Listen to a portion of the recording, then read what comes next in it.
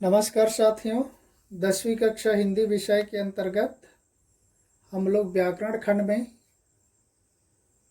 पिछले वीडियो में देख रहे थे वाच्य से संबंधित वाच्य परिवर्तन में कर्तृवाच्य और कर्मवाच्य के संबंध में हम लोग देख रहे थे। इसके संबंध में हम लोग 2 वीडियो प्रस्तुत कर चुके हैं, जिसमें वाच्य के प्रकार, कर्तृवाच्य, अकर्तृवाच्य, अकर्तृवाच्य के 2 भेद, कर्मवाच्य और भाववाच्य, उससे संबंधित हम लोग देख चुके हैं।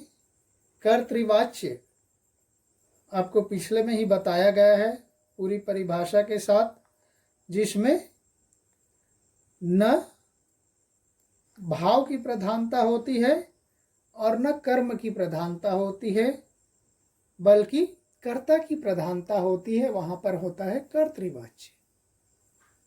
कर्मवाच्य में न वहाँ कर्ता प्रधान होता है न भाव प्रधान होता है, अर्थात क्रिया प्रधान होती है। वहां पर कर्म प्रधान होता है, वहां पर होता है कर्मवाच्य। और जहां पर न तो कर्ता की प्रधानता होती है और न कर्म की, बल्कि भाव की प्रधानता होती है, अर्थात क्रिया की प्रधानता होती है, क्रिया मुख्य होती है, वहां पर होता है भाववाच्य। तो पिछले वीडियो में हम लोग कर्तृवाच्य और कर्मवाच्य के संबंध में देखे थे। अभी हम यहाँ लास्ट वीडियो में कर्तृवाच्य और भाववाच्य के संबंध में उदाहरण देखेंगे। तो चलिए देखते हैं उदाहरण की ओर।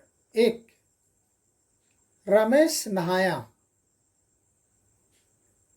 यहाँ पर नहाने का काम किसका हो रहा है? रमेश का हो रहा है। रमेश नहाया सीधा आ गया बिना विभक्ति के। हिरण दौड़ता है, देखिए सीधा सीधा है, दौड़ने का काम हिरण कर रहा है। मैं नहीं पढ़ता, कौन नहीं पढ़ता? वह मैं, अर्थात वह सर्वनाम। सर्वनाम अर्थात वहां पर करता है। मैं अब नहीं चल पाता, मैं अब नहीं चल पाता। तो यहाँ पर देखिए, यहाँ पर किसके नहीं चलने की बात हो रही है? उस मैं के नहीं चलने की बात हो रही है। क्या वे लिखेंगे? क्या वे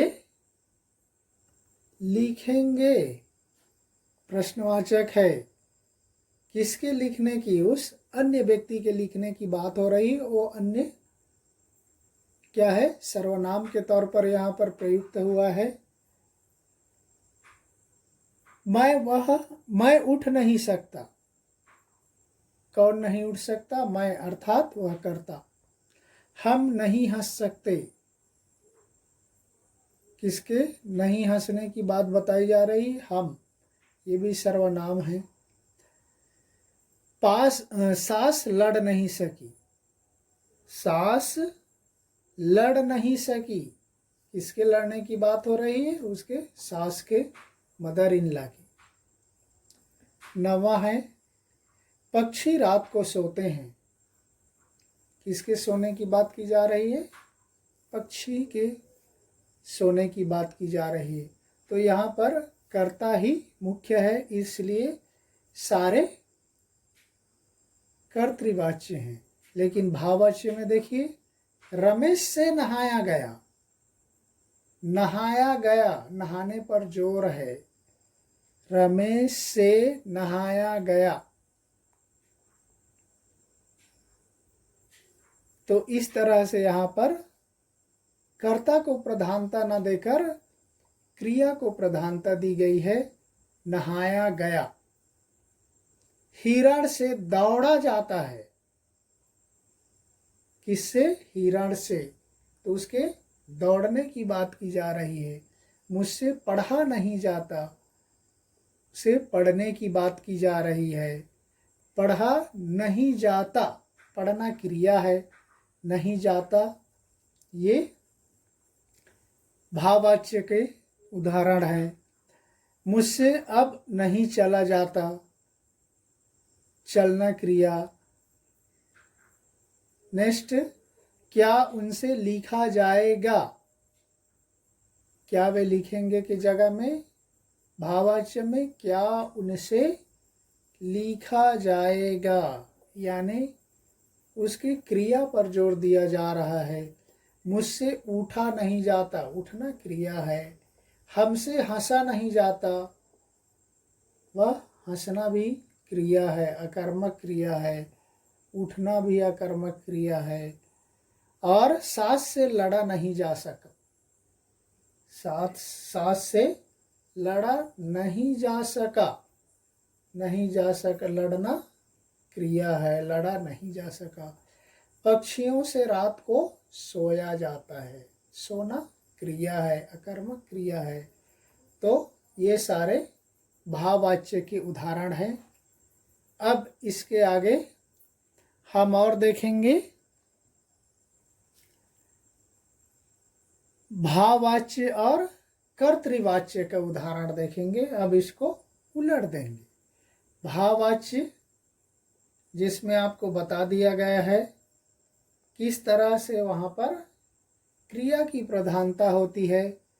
कर्तृवाच्य में कर्ता की प्रधानता होती है, कर्मवाच्य में कर्म की प्रधानता होती है।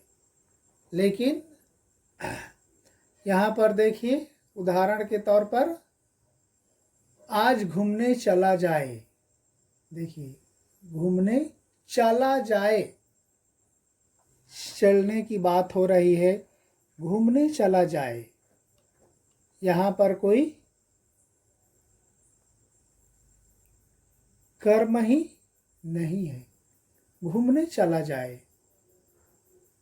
नेक्स्ट, आज घूमने चलें, यहाँ पर कर्तृवाच्य, चला जाए नहीं है, घूमने चलें, सीधा सीधा कर्ता की ओर इशारा किया जा रहा है। वहाँ चला जाए, घूमने चला जाए, घूमना क्रिया।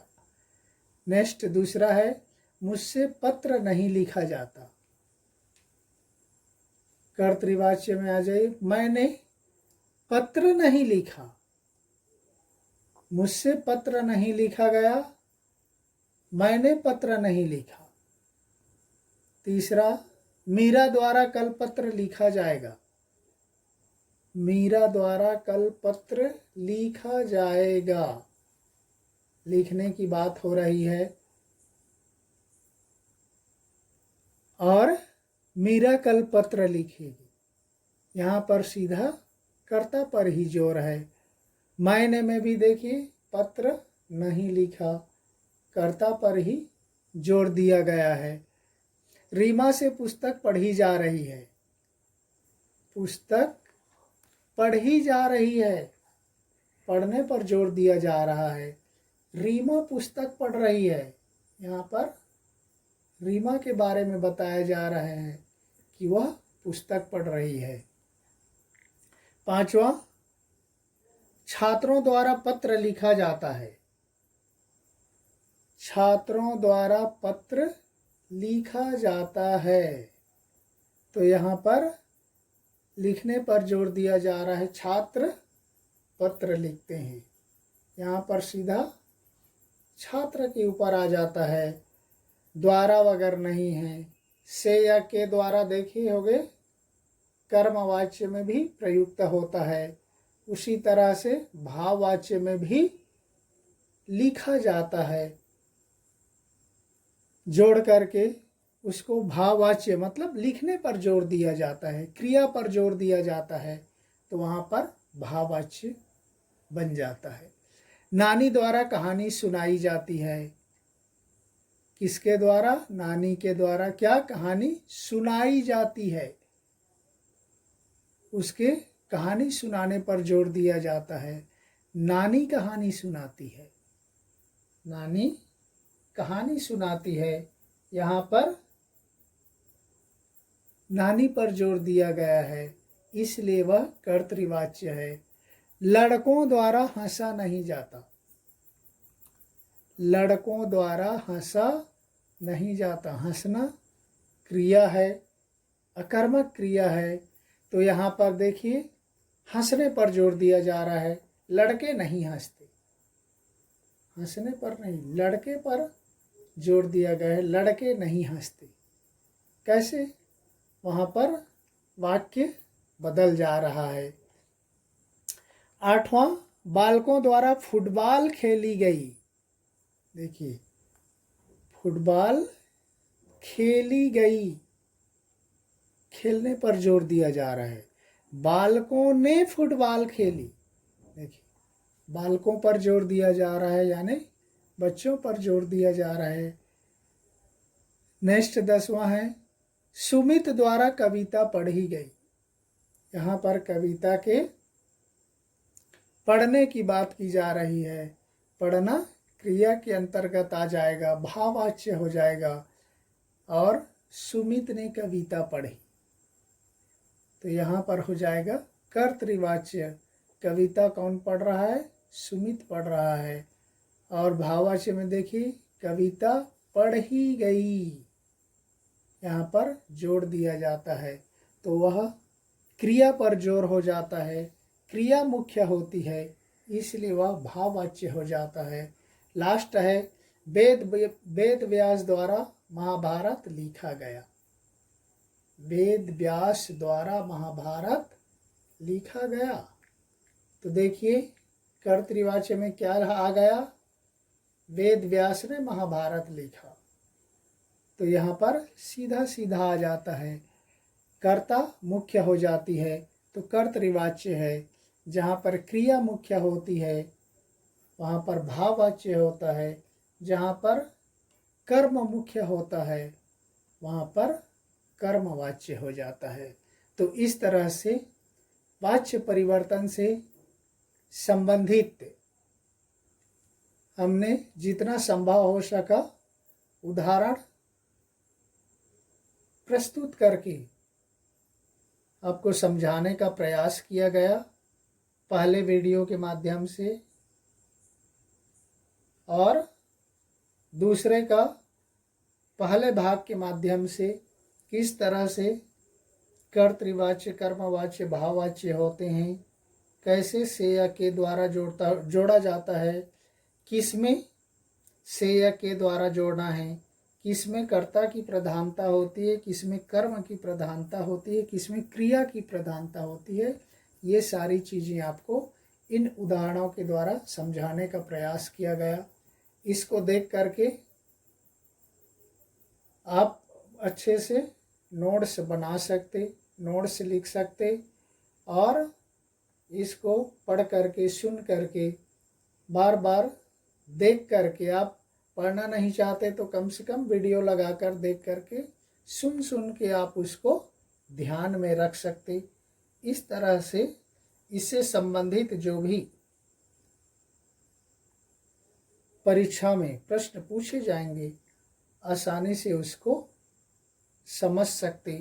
तो इसी के साथ ही वाच्य से संबंधित यह वाच्य परिवर्तन, वाच्य और उसके भेद, उसके उदाहरण यहीं पर समाप्त होते हैं। किसी और टॉपिक के साथ और किसी पार्ट के साथ दूसरे वीडियो में मिलेंगे। तब तक के लिए धन्यवाद। जय हिंद।